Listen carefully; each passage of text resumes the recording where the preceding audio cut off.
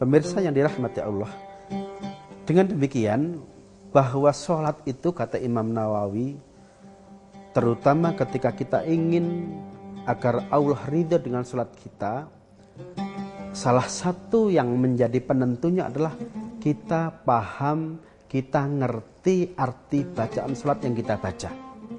Dan bahkan kata Imam Nawawi, ketika seseorang mampu memahami arti bacaan sholat, ketika seseorang paham dengan bacaan sholat yang dia baca, maka pemahaman ini akan menjadikan sholat itu terasa nikmat.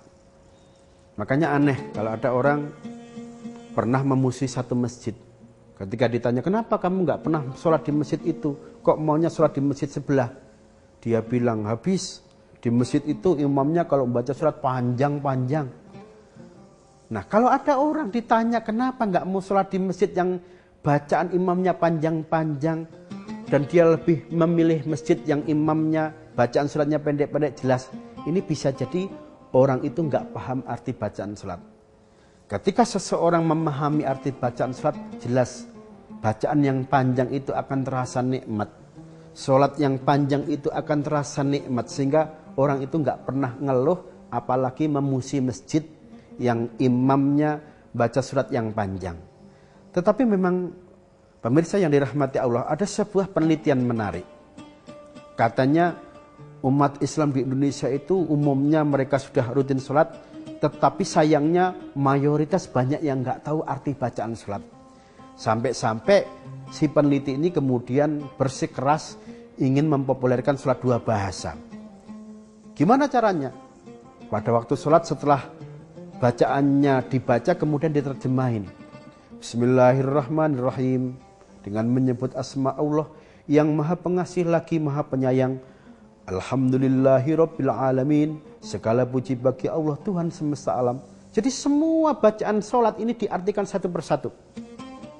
Akhirnya orang ini dipanggil oleh ulama. Dia tinggal di Malang. Dipanggil MUI.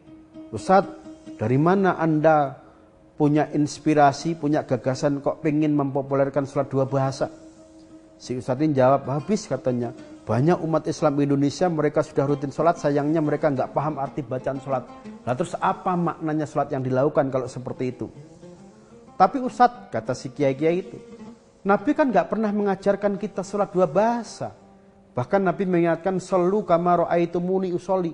Kalau kamu mau sholat, sholatlah seperti bagaimana saya sholat. Si Ustadz ini tetap nekat. Pokoknya saya ingin mempopulerkan sholat dua bahasa. Karena faktanya banyak umat Islam Indonesia yang nggak ngerti bacaan sholat. Nah kalau nggak ngerti arti bacaan sholat, sholat itu nggak berdampak apa-apa. Sholat itu tidak lagi mampu mencegah perbuatan keji dan perbuatan mungkar, kata si Ustadz ini.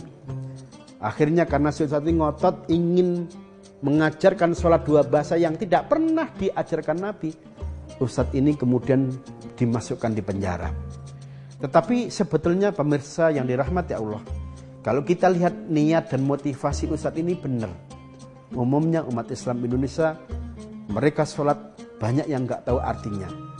Dan kita tahu kalau ada orang sholat nggak tahu arti bacaan sholat, maka biasanya dia nggak akan sanggup menyatukan hatinya, mengkonsentrasikan hatinya untuk menyatu mi'raj menghadap Allah.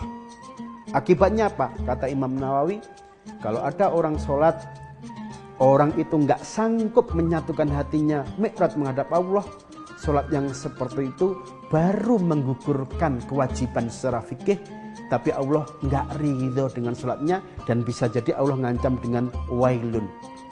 Jadi sekali lagi bahwa sahun dalam surat Al-Ma'un, penggalan ayat dalam surat Al-Ma'un, menurut Ibnu Katsir maknanya ada 3. Jadi tidak sekedar diartikan lalai, tetapi satu, dianggap sahun kalau dia suka nunda-nunda sholat, bukan karena ada udzur syar'i. Yang kedua, pada waktu dia sholat ada syarat dan rukun sholat yang ketinggalan.